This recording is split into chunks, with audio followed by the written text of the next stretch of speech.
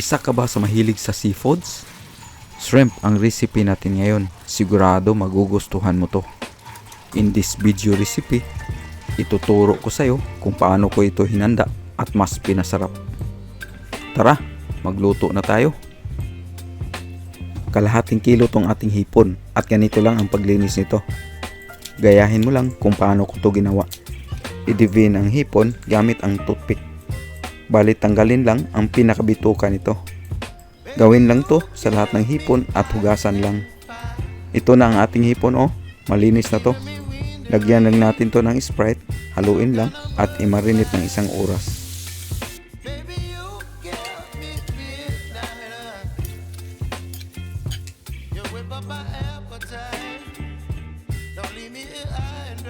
Pagkalipas ng 1 oras, tanggalin lang ang hipon sa pagkababad at huwag itapon ang marinade liquid kasi gagamitin pa natin yan mamaya.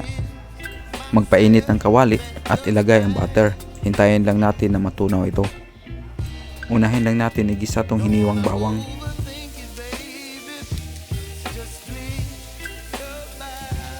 Idagdag din natin ang hiniwang sibuyas at patuloy itong igisa ng ilang segundo.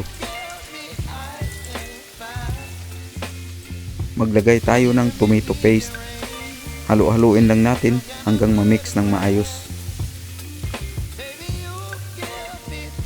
Gumamit rin tayo ng asukal at oyster sauce.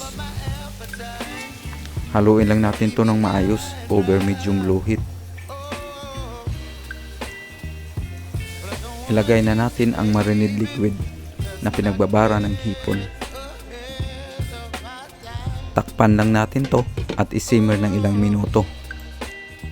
At hintayin lang natin na ang sauce ay lumapot ng konti. Binuksan na natin to at hinalo lang saglit. Ilagay na natin ang marinated hipon. Halu-haluin lang natin to hanggang mag light orange ang kulay ng hipon. Timplahan lang ng durog na paminta at asin to taste. Haluin lang natin to para manuot ang ating pampalasa dito sa hipon.